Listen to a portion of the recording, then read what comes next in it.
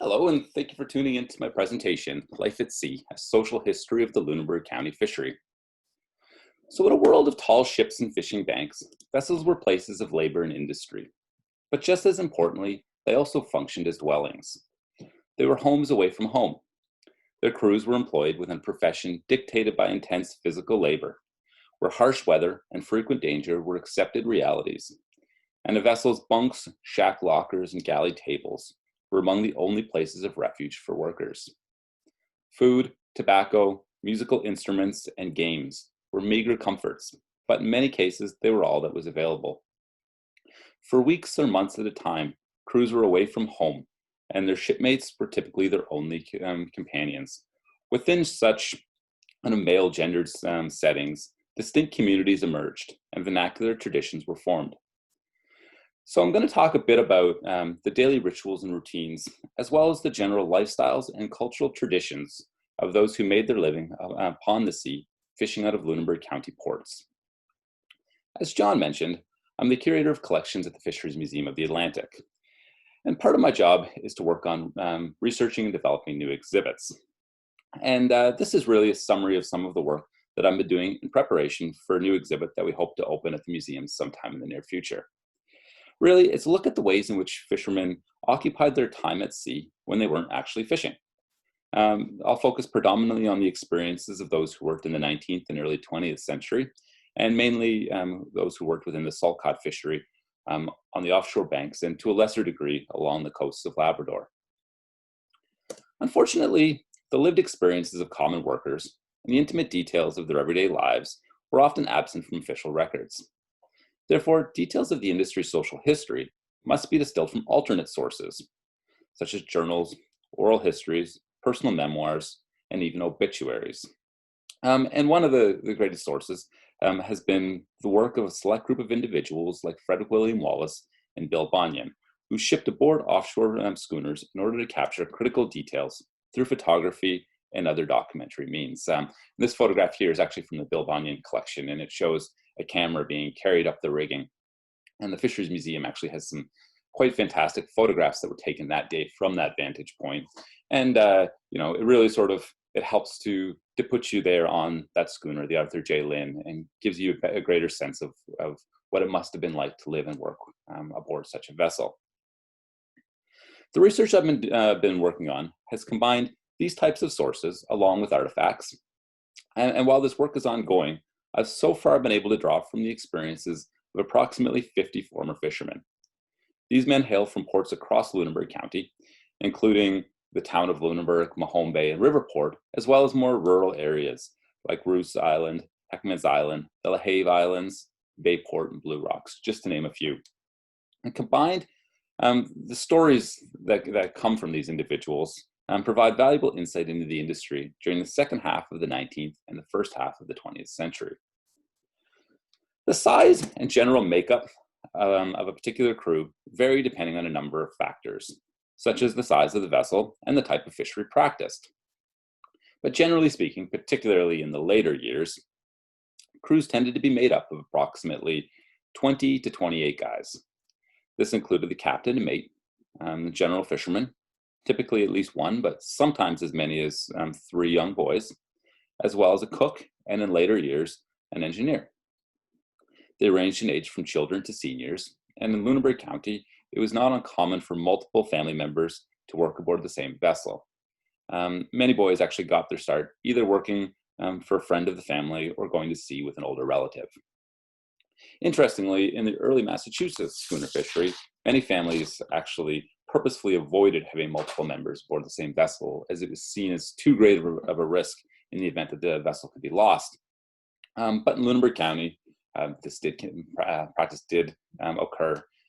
And we do unfortunately have several instances where vessels were lost with multiple family members aboard. Nevertheless, despite the risk, the practice continued, and one of the benefits must have been the ability for older men to look after their younger brothers, cousins, etc., and sort of keep an eye on them and show them the ways.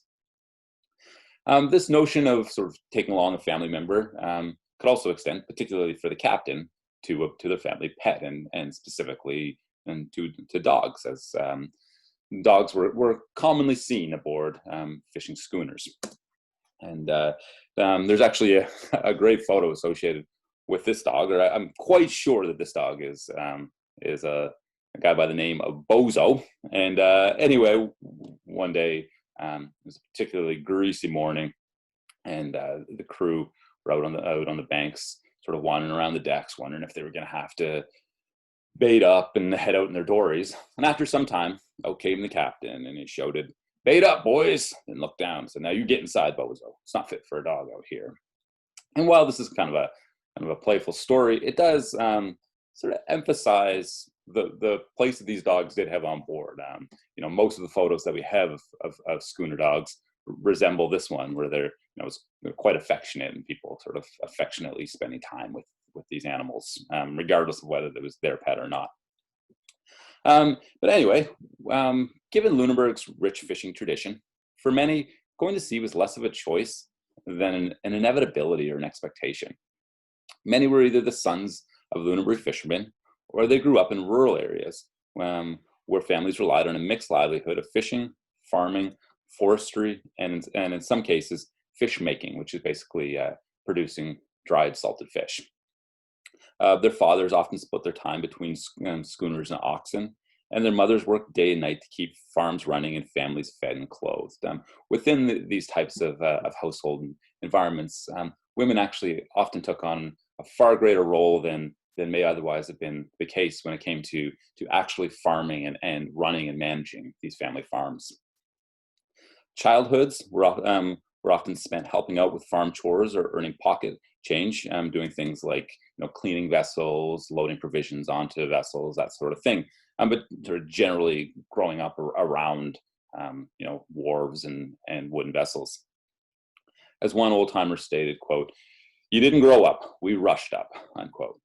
Schooling often came second to work, and many young fishermen gained their education more from experience and observation than within formal classrooms.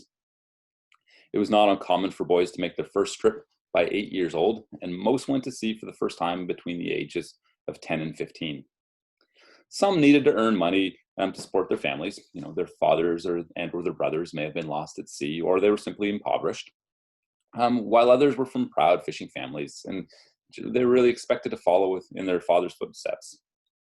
Still, plenty of young boys were simply eager to grow up, and they managed to convince their families to let them sign on. While they may have been young, boys' jobs were no joke. Most started as a flunky, or if they were lucky, they got on the dressing gang as a header or a throater. The flunky was the lowest ranking member of the crew. They had no days off. They cleaned the vessel, they polished boots, did any number of unwanted tasks and chores, and perhaps worst of all, they were expected to answer to everyone else on board. Headers and throaters, they also worked tirelessly, often day and night, processing that day's catch. As these boys got their feet underneath them and learned sort of the ways of the sea and grew a little stronger, they ultimately would go out in a dory themselves, or engage in other type of fishing themselves. They would begin as an ordinary seaman and would ultimately become a full-fledged seaman. So ordinary seamen were expected to carry out common tasks, general duties such as tying knots, rigging fishing gear, and standing watch, while full-fledged seamen were also expected to mend nets, splice rope, mend sails, and complete other more complicated tasks. Skills were learned through experience, and older men generally taught the younger generation, who were expected to catch on quickly. In this photo, you can see there's a fairly young fella in the middle, working on the dressing gang, alongside some older men. While new boys were notoriously harassed by their fellow crew members, generally speaking, fishing operations were largely communal in nature, and everyone was expected to work hard. The captain was, undisputably the authority and the disciplinarian, though fishing vessels rarely had the same kind of rigid hierarchy associated with naval and merchant vessels. For the most part, on a fishing vessel, if you didn't pull your weight, you simply wouldn't be hired back on for the next trip. When going to sea, an individual's personal belongings were often a reflection of their specific backgrounds, as well as their interests and their position on the vessel. In 1968, for example, 80-year-old Captain George Himmelman recalled that on his first trip to sea at 11 years old, his personal belongings consisted of no more than a straw sack, a pillow, a homemade quilt, a clothing sack with a few old sets of clothes, and a pair of mittens that his mother made for him. That was all.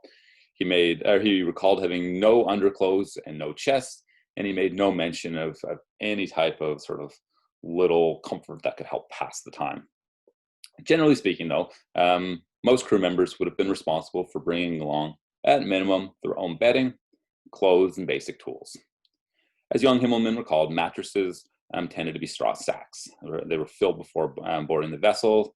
And if any of you are familiar with Maplebird Anderson's barn in downtown Lunenburg, I believe it's the last original barn in Old Town, but it was actually a known place where fishermen would stop and get some straw for their mattress before heading out to sea.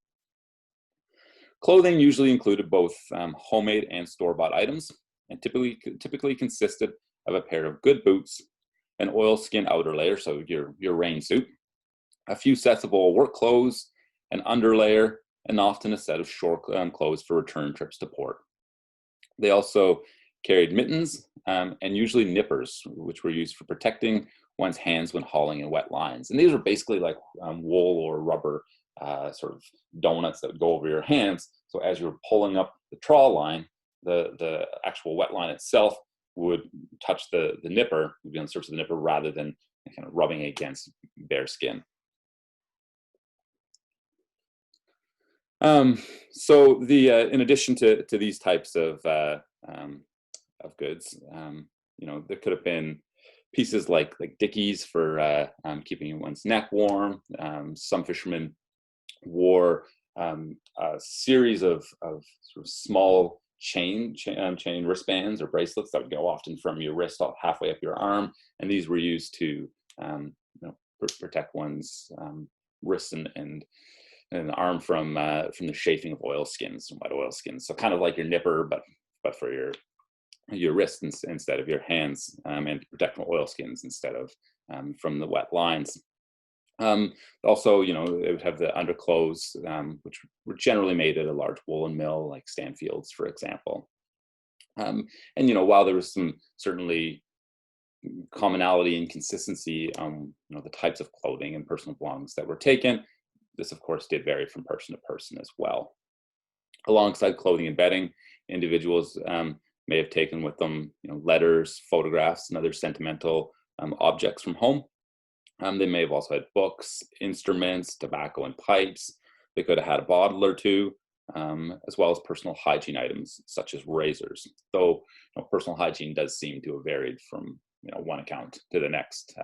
Some accounts, particularly earlier ones, suggest that these guys never shaved and they came home with giant beards, while others, suggest that Sundays were days for shaving and general cleaning. So again, would have varied from vessel to vessel. Personal tools were influenced by an individual's position on board, of course, but it was common for fishermen to carry a compass and knife, as well as a small assortment of both fishing and rigging implements. In his writing, Himmelman suggests that most men also took a basic set of carpentry tools along with them, so things like hammer and saw, which could have been used in the event that they needed to do emergency repairs to the vessel. Personal possessions were carried aboard the vessel in chests, as well as in cloth sea bags and ditty bags. And these pieces, particularly the chests, were frequently transformed into spectacular pieces of folk art, often while at sea. And just to show you a couple of examples, within these photos, you'll see that these types of chests often had a combination of imagery depicting kind of traditional Lunenburg symbols. So, for example, the heart that you can see around the keyhole here, which is often associated with Lunenburg County material culture, as well as they frequently showed the vessel that the individual worked on as well. This chest here from Lunenburg County, judging from the style of vessels, likely engaged in trading rather than fishing. but it's also common to see similar type of images depicting fishing vessels, like the schooner seen here, or the schooner and nautical stars seen on the lid of this chest. This is one that I'm particularly fond of. It's from Felsen South, and while it's fairly simple compared to the others, the daisy wheels that you can see in the little tray on the bottom photo, on the lid of the tray, I should say, they are a compartment, I guess. These are a type of image that came from the old world with the foreign Protestants. Quite an old type of symbolic imagery, and they continue to be used to decorate Lunenburg County material culture, well into the 19th and even into the early 20th century. This here is also just a incredibly beautiful little document box, and you can see on this box there are there are images showing kind of symbols associated with both Lunenburg County. You can see on the end there's it's hard to see, but there's swirling swastikas, which is often associated with the foreign Protestants, as well as the nautical stars. There's image of a vessel and the name of the man who made it, who ultimately ended up being lost at sea. Similar to these types of chests, utilitarian tools were also often transformed into art pieces. They could be chip carved, painted, or otherwise decorated. And here's just a few examples. This is a hook set, which would have been used for putting the curve back onto a fish hook. You can see the chip carving on this. There could be intricate rope work, such as on this needle case. This is a squid jig, which could have been carried aboard and used for jigging squid for bait. And again, this is chip carved and initialed. Similarly, this mackerel plow used for splay mackerel and kind of fluffing up mackerel. Unfortunately, you can't see too well in these images, but there's carvings kind of all over the surface of this, ranging from daisy wheels to sort of vines with leaves, as well as initials. One thing you should be able to see in these photos, though, is up kind of by the end, you'll see a J and an S in lead. Again, the initials of the former owner. And then from time to time, you'll see things like pop culture images like the Popeye here show up as well. So tools and even clothing items, such as mittens, were often initialed as well as decorated to identify the owner, as you could see in some of those pieces, as well as here. This rigging knife here has PC carved into the sheath, as well as the initials carved on the handrail. And this choice to initial one's objects was undoubtedly a practical choice when trying to keep track of one's belongings. This is a practice that goes way back. There was a 1750s Massachusetts fishing schooner, the wreck of one, discovered in Terrence Bay near Halifax, and it contained a whole assortment of objects that had initials carved into it. But in addition to sort of identifying oneself, I personally find that the initials and other forms of decorations help us to remind us that these large crews were really just made up of a collection of individuals with their own personal stories and their own personal backgrounds. So the author, journalist, photographer Frederick William Wallace once wrote, quote, "When Canadian or American deep sea fisherman joins a banker fitting out, the first questions he invariably asks are, 'Where's my bunk and where's the shack locker?'" Unquote. So living spaces were typically located in the cabin at the back or stern of the vessel, and the forecastle up front by the bow. The cabin had a stove for heating the men and drying their clothes, and it housed the captain's quarters and accommodations for the flunky, as well as bunks for several of the other men. In vessels like the Trustee Connor, which you can see here in her very early days as a museum, the cabin, excuse me, sorry about that. The cabin would have had a number of beds that would have been actually two to a bunk, and they also They had little lockers for keeping possessions, and would have had sea chests in front of them for personal possessions. Most men, however, lived in the forecastle, where 2 rows of hardwood bunks surrounded a large galley table. Each man had his own bunk, and his oilskins and other possessions could be kept within a small built-in locker. Most bunks also had a simple cloth curtain, which you can see in this image here, that provided the only semblance of privacy that could be expected aboard such a vessel. Bunks were fitted out with the bedding brought from home, and personal items like photos and books, as well as little things like smoking pipes and tobacco, could be stored on a small shelf beside the bed, which again you can see here in this photo.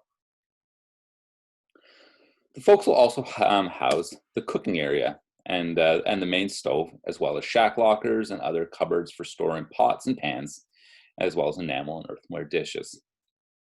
There was a pantry and other storage for food provisions, and this was also a space in which tools and other implements could be stored. Living conditions aboard such vessels must have ranged from bad to worse.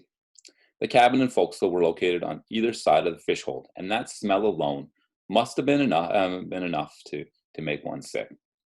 This is let alone the smells of salt, wet wool, and a dozen or more unbathed men. To give you a sense of the smell, I've heard a story out of Blue Rocks, where there was a fisherman who would always kind of land in Lunenburg and then row his dory back home to Blue Rocks. And when his wife kind of got wind that he was on his way home, she'd rush down to the fish shack, and where she would leave a set of clothes, as well as some soap, and he would be expected to strip down, bathe in the water, and put on new clothes before he could come up to the house. And his clothing would then be put in a salt little tidal pool, weighted down with a rock, where they'd be kept for 2 weeks, kind of washed in the salt water before being brought up to the house and boiled outside in a large cauldron, before finally being able to be brought back into the house. So that gives you a bit of a sense of the smell. The cabin, and particularly the forecastle, would have been damp, dark, crowded, and always wet. I've heard other stories, for example, of men waking up in their bunks, soaking wet from the water running down the inside of a leaky wooden vessel. In later years, schooners did have some electricity, but previously all light was provided by oil lamps, candles, and glass deck lights, which acted like little prisms to shine light down below. The spaces were filled with blue tobacco smoke, steam, and the smoke and grime from an oil or wood-burning stove. They were also home to a variety of unwelcome visitors, from rats to spiders and cockroaches. Fresh water was a premium and a rarity, as water stores grew green and stale as the weeks progressed. Then, of course, there was also the lack of any type of bathroom facilities. Within such vessels, crews typically practiced a bucket and chuck it approach, and apparently I'm told that when the weather was too poor, you just go on the deck and blame it on the dog. Nevertheless, like a country kitchen, during periods of downtime, a galley table was both a place to eat and to socialize. In an industry dominated by intense physical labor, with long hours and little rest, it's not surprising that food held considerable importance. It was one of the few comforts that could always be relied upon. Food stores typically consisted of basic staples, including potatoes, dried or pickled beans, flour, sugar, barrels of molasses, and butter, a cask with salted pork and or beef, as well as eggs, which were a precious commodity that were often kept in salt to sort of stay as fresh as possible. On Lunenburg vessels, or Lunenburg County vessels in general, it was also very common to carry barrels of sauerkraut, which of course is a reflection of the area's German heritage. There was rarely any livestock carried aboard, and during the salt fishery, the only fresh meat consumed was that which could be obtained during the trip. This typically consisted of the fish that they caught, as well as occasionally seabirds or other animals that could be hunted for food, and they were also hunted for bait. There was also ample evidence that fishing crews from around the Northeast stopped at known islands that housed bird colonies. where they would gather eggs. Food stores were the responsibility of the vessel's cook, an individual whose sole duty was to feed the men. In my research, it seems that cooks were rarely formally trained, and many seem to have ended up in the position by happenstance.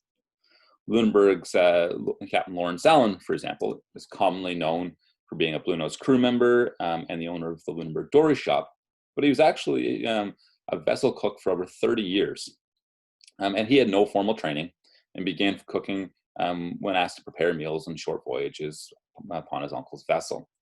He took to cooking and ended up spending many years in the profession, as I said, over 30 years. And he noted that he preferred the safety and security of the schooner over the dangers of working in a dory. While some cooks certainly had recipes, Allen explained in an oral history interview that he'd never used a recipe, but instead had a natural gift of being able to eat a meal or a cake or a pie, and then he could basically replicate that meal. Recipe or no, vessel cooks were required to whip a basic set of provisions into meals that could satisfy the harshest of critics. Cooks were incredibly important crew members who likely faced a considerable amount of criticism and critique, though in my research I've surprisingly only found one instance of a cook that was found unsatisfactory. Like a lazy fisherman, he was promptly replaced at the next port. Breakfast commonly included hash and beans, fried potatoes, fried sausages, hot biscuits, bread, coffee, and tea. Soups were a main staple at any time, and known vessel recipe books contain entries for a wide assortment of elaborate meals. Tuesdays and Fridays were generally fish days, at which time crews might expect the likes of fresh fillets, baked cod, or they could have had a fry of cod cheeks and cod tongues, fried and salted pork. On many vessels, the men could look forward to Sunday roasts, as the cook would soak the salt out of a large piece of salted beef and transform it into a fine Sunday dinner, complete with a cake or pie and cookies, rolls, cinnamon buns, or other pastries, which also were kind of generally available pretty well any time.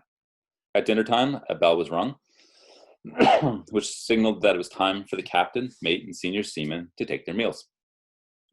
Once they were finished, the bell was rung again, and the remainder of the crew could take their seat and eat what was left. When he was eating, the captain also said grace, typically anyway, and always sat at the head of the table.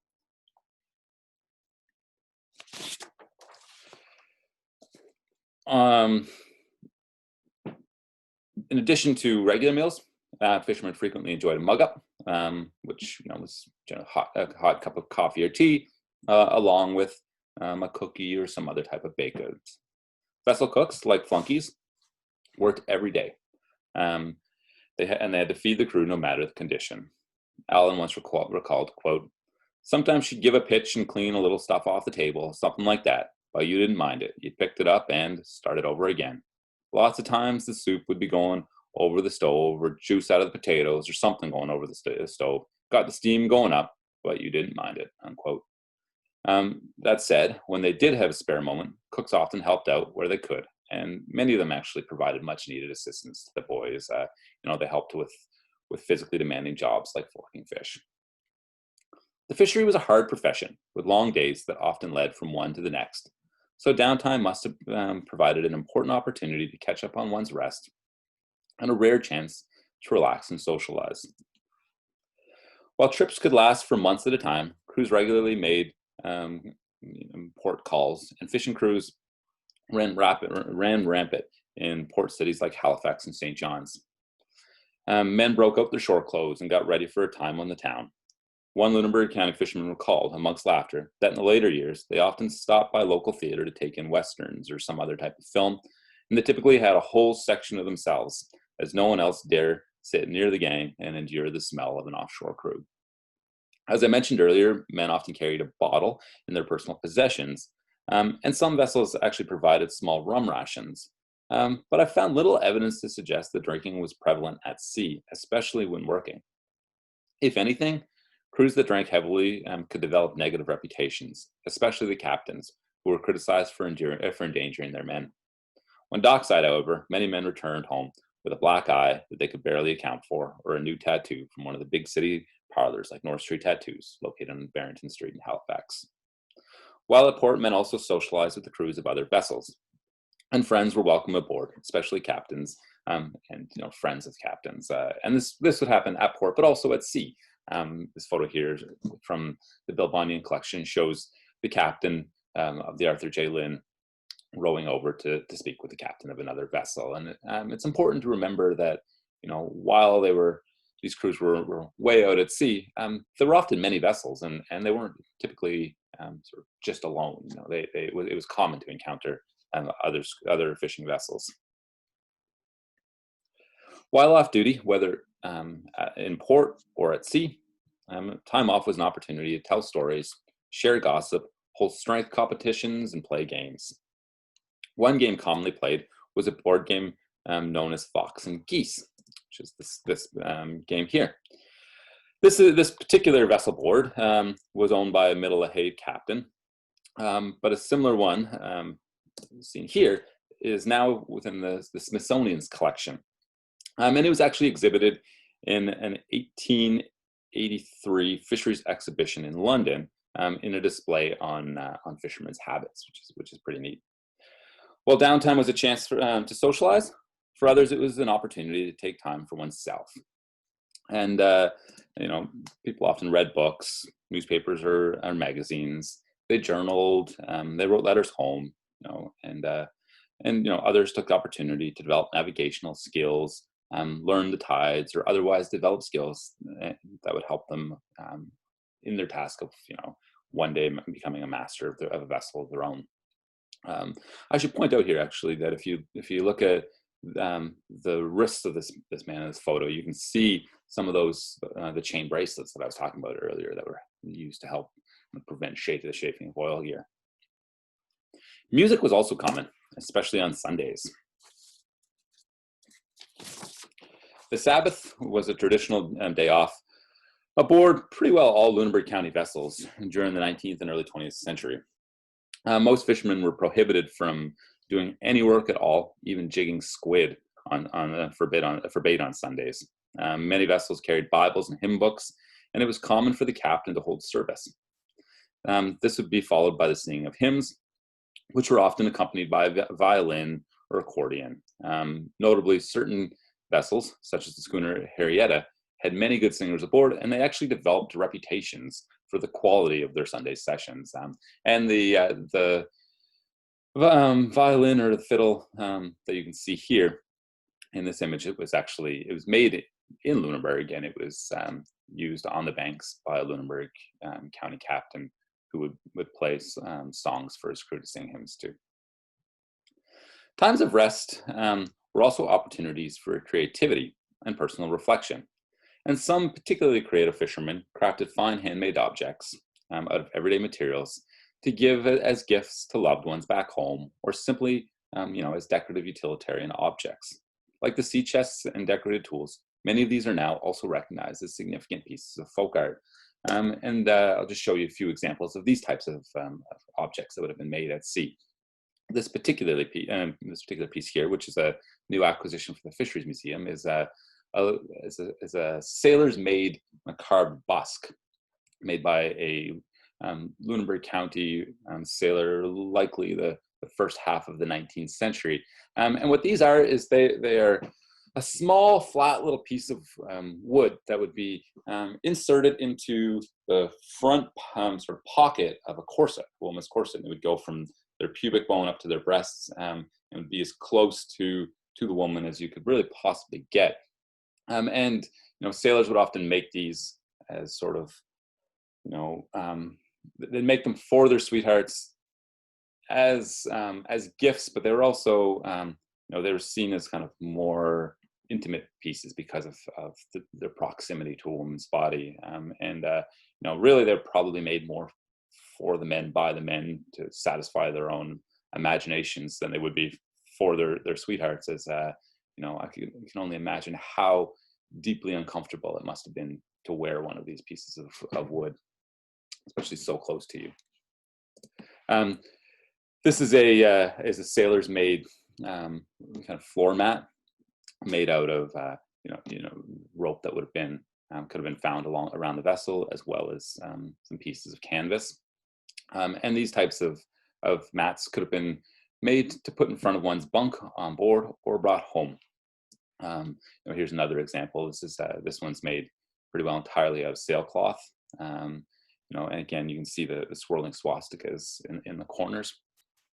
And these mats, these types of goods were also often kind of had messages remembering home. You can see this early 20th century sailcloth mat with "Home Sweet Home" written on it, and there are other ones that say things like "Home Again," and they were reminders of home, as well as objects that could be taken home and given as gifts. So when they did return home, when a trip was over, homecomings were typically times for celebration, and it was very common for family members and loved ones to come down and meet people down on the wharf and basically celebrate the return home. So that's all I have for you for right now. But if anybody has any questions, I would love to hear from you. Thank you very much.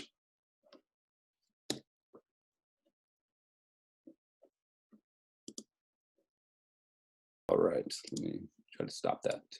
Stop share. Okay, that's better. All right. So do we have, I'm unmuted. Do we have any questions for Adrian here? Yeah, John Bain here. Can you hear me? Yeah. Yeah, Adrian, I've been told that Cookie was probably the second most important person on the vessel to the captain. Is that they were reasonably well paid and often selected? And I know some of the modern captains that I know were very, very complimentary to their Oh, I'm sorry, I can't really hear you there anymore. I think somebody else might have their mic off, or mic on rather. Would you mind repeating your question? Yeah, it's John Bain here. I've been told that the Cookie was the most second important person on the vessel, and often were well paid. And I've been told that also by some of the modern captains that are fishing recently. Absolutely, yeah, for sure. And I've actually heard, what the stories I've heard have been more recent than historic, but that on the trawlers, for example, and scallop draggers and stuff, still today, some men would select what vessel they would go on based off of what crew, or else they might not select it, but it could make or break their trip for sure, whether they had a good cook or a bad cook. And you're correct, they were paid more as well. Yeah, thank you. No problem. There's a couple questions here in the chat box. What did these fishermen do when they were no longer fit to go to sea?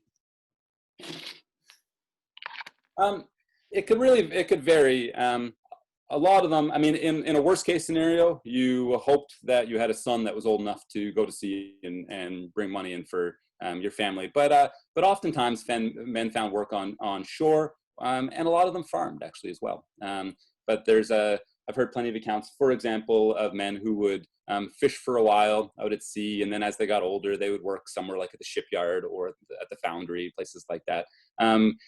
In earlier days, kind of before the Lunenburg fishery really took off, it could be a lot more desperate for men when they finished fishing, as there weren't very many opportunities. But by the 19th and early 20th century, usually they could find some work on land, or they owned their own land and they could farm it.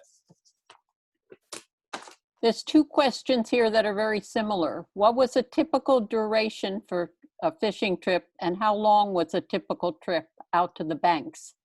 Sure. So I mean, this could vary quite a bit, kind of depending on different factors. But in the salt cod fishing days, a general trip would often last from between 2 or 3 months. But in that 2 or 3 months, you'd frequently be making calls to port as well. To various different ports, not necessarily your home port, but yeah, you'd be out and then coming back and and going back out to sea. So if they were out of Lunenburg, where would they make a call a port? Newfoundland somewhere, or? Yeah, well, often, you know, at times you would actually your first stop would be to get salt. You could get salt in Lunenburg at certain times, but other times you'd have to stop somewhere like Halifax to load up salt, and then you would go to Canso or to Sydney or a port in Newfoundland in order to get bait, and then you head off to the banks, and you kind of continue those types of routines. So your trip would be 2 to 3 months, but that wasn't necessarily 2 or 3 months out at one time. There's another question here. I've not heard of the swirling swastika. What are the origins of that? Honestly, I'm not sure what the origins of it are, but it's a symbol that shows up in Lunenburg County as well as other Germanic areas, but in Lunenburg County, you know, as early as the 18th century, and it's there are a lot of these types of imagery that have come from the old world, and at times their meaning has sort of transformed. For example, while I'm not quite sure of the origins of the swirling swastika, the daisy wheel was originally thought to be, you know, actually I think very historically, it was carved onto objects to ward off evil spirits and provide protection. And then it was really like a symbol of good luck. It became a symbol of good luck, and then moved into, you know, just something you did. And I suspect that the swirling swastika had a similar type of progression, but unfortunately, I'm not entirely sure what that progression is. Adrian, David Corkum here. I Hi, David. can help you some with that. The swastika, of course, is the cross of the four winds, a very old Christian symbol, old among German culture, and came to Lunenburg with the German settlers. Oh, fantastic. Thanks, David. Very interesting. Yeah. Here's another question. How were the crew members paid? A share of the proceeds of the catch? Yeah, it actually could vary. A share of the proceeds of the catch was common, particularly on vessels where it was the same crew, or generally the same crew for multiple trips, and crew members trusted one another, so they could count on everybody working. But at other times, particularly, you know, there were people on board who they didn't quite know as well. You were actually paid by the number of fish you caught. But it wasn't wages. Wasn't okay. What kind of communication technology did ships use to contact shore or other vessels? In the early days, bullhorn was about all you had. There wasn't a whole lot, and we do have some actually. But as technology progressed, kind of on land, it made its way onto vessels as well. You'd start to have things like ship-to-shore radios. Initially, actually, there was just a general radio, was a means not for the vessel to communicate back to land, but at least it provided them with news from back home, basically. And if there was a bad storm coming, for example, they could hear that on the radio. But that really wasn't until, you know, partway through the 20th century. Beforehand, they were often out there just really by themselves. Linda, if I may, I'd like to add something to that. My uncle William Ernst was Minister of Fisheries, and he was the one who initiated the regulations for the establishment of ship-to-shore radio after the August gales in 1927. If they'd had that technology on the vessels at that time, they estimate that 128 fishermen died in the local area with those gales. They would have known ahead of time which side of Sable Island to be on to weather the storm. Well, I'll also add that technology on vessels really started to improve in a dramatic way after the war, after World War II, as a lot of military surplus ended up on fishing vessels. Here's another question. Were there opportunities for women to fish or cook on vessels? There were not, no. No, none.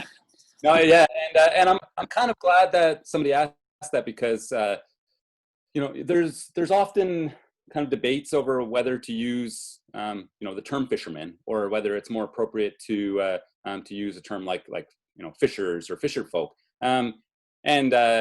And I think you know, and I think it depends on the timing. And in a presentation like this, I use the term fisherman because it very much was a gendered industry. But you know, as unfortunately, that was not the case in Lunenburg County, as well as in Newfoundland. It was quite common for women to work as fish makers, and on the shore side of things. In Massachusetts, actually, women were prohibited, at least into the early 19th century, from working in the fisheries at all. Same with people who weren't white. You had to basically, if you were Massachusetts on Massachusetts crew, you had to be a white man basically to be involved in the fishery, in a way that you would get paid anyway. Yeah. Here's a question. What happened to the families who lost multiple members when a schooner sank at sea? Often they fell into hard times. You know, in certain instances, like after the August gales, where there were, you know, in communities like Blue Rocks, where there were multiple families that lost multiple members, households actually merged together, and women and children merged their households in order to work together to raise the next generation of fishermen. Another industry that I think has not been studied well enough here is domestic service, because you know, we don't often think of domestic service in rural areas, but it was very common for women to have to go into domestic service if they were young and their husband had been lost at sea. Next question. I read about conflict over bait collection in other ports. Was that a significant problem for Lunenburg fishermen? Yeah, absolutely, and particularly in earlier years, but so in the early 19th century. But yeah, it definitely was, and typically it was over kind of nationality. So there were both Nova Scotian and Newfoundland crews that were very upset when Americans would come up and buy bait before they could buy it. But even, you know, in Newfoundland, before Newfoundland joined Confederation, at times there was conflict over Nova Scotians going and Lunenburgers going and buying bait in Newfoundland. And less so buying bait than when you could go and gather bait yourself. But both did result in conflict for sure. Did Lunenburg vessels usually sell or unload their catch at their home port, or Halifax, or St. John's, or Boston? Typically, it was either Halifax or Lunenburg, and often it depended on the economic climate at the time.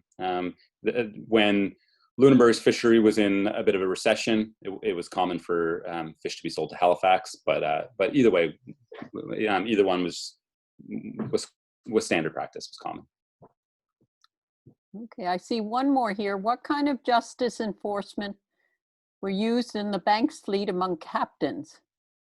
So were there arms on board of a typical schooner? Not on. I don't believe on board of a typical schooner. There certainly would have been captains who would have carried a firearm in their sea chest, but I don't think it was standard.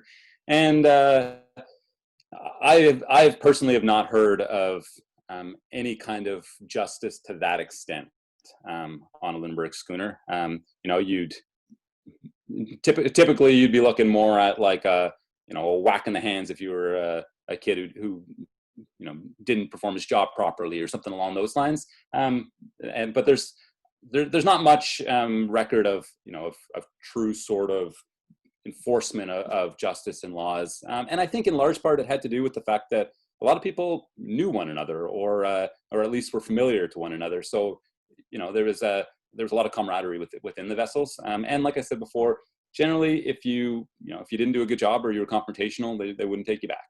and that was the main sort of way of enforcing how people behaved. Yeah. Go ahead. Adrian, if you're a dory fisherman lost in the fog, what was the procedure for finding you from the maiden ship? So how were you found, basically? What effort was made to find you? Sorry? What effort was made to find you? What were the procedures? Yeah, so there were, a number of different sorts of kind of fog horns and audio signals that could be deployed from, basic kind of pump fog horns and dory horns to cannons that would have been basically a cannon that hung from the rigging, and it would have been filled with gunpowder and fired off in thick fog in order to create a louder sound. Otherwise, vessels would, they would kind of zigzag back and forth, just trying to find the dories. And that was also a reason why they carried dogs. Dogs could be a fun little companion to have, but they also, especially, at least some of them could sniff out a dory in the fog and help the crew know at least what direction to look in. Thank you. And also, it was actually quite common for dories to be picked up by other vessels, because we often think of it as being so very isolating out on the banks, but at times it was kind of like a little floating town of vessels out there. So so you may have been lucky if your vessel couldn't find you. You may have been lucky enough to be able to find another. Does anybody else have a comment or a question for Adrian? You can go ahead and ask it. Just unmute yourself. I see one here too about how would a captain find or purchase the build of their ships, and if captains own shares. Generally, when a new vessel was being built, shares were bought and sold, and it was quite common but not across the board, but quite common for a captain to own shares within the vessel that he worked on. So how much did a boat cost, a fishing vessel that, I don't know, mid-1800s? Oh, I'm not sure. Anybody know? I don't know. David might know, but I'm not sure. All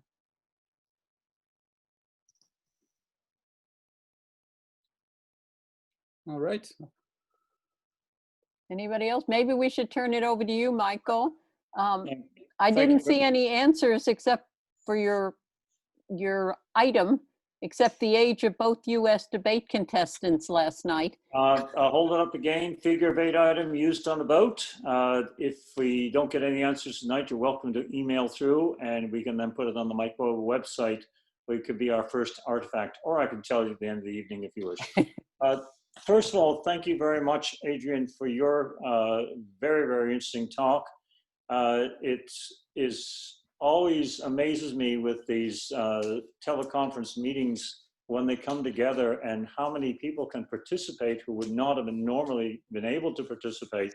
And I'm not sure how many people have signed on, but it's been great to meet up with some of you who I've not seen maybe for a year or so, or 2 years. And secondly, I'd like to thank John Taylor for your organization. I know you've been working with Adrian for about a year and a half now to get this all together, and we've gone through a number of various topics and everything else. And so, John, thank you to you, to Linda and Jim Rosby, Linda Weiser and Jim Rosby. Thank you for your technical work on this. I think it's been a very, very good presentation, and the fair disclosure, we actually had some questions prepared in case anybody wasn't going to ask any of Adrian, but we didn't use one of those. So you've been a wonderful group to input into this as well.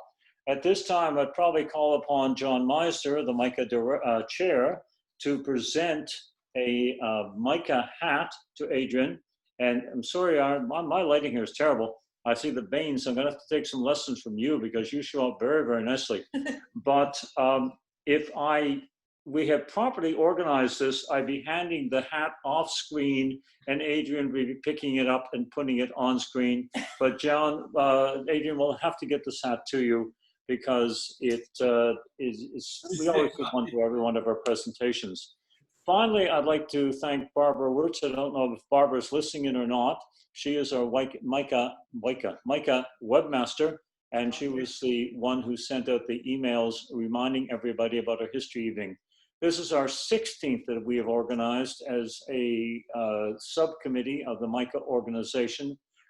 We will start to have to work on our 17th because finding a guest speaker every year is becoming more of a challenge because each one seems to be better than the one before. So Adrian, I'm not sure how we're going to top you, but John. I'm sure you've been an excellent choice. I think I might be able to entice you into a possible very, very old site here in Oakland that you'd be interested in looking at as an archaeologist. So that is, I'm going to get that information to you. Finally, I'd like to thank all of you for attending. I hope you have found this talk of interest. Any feedback that you can give would be most appreciated.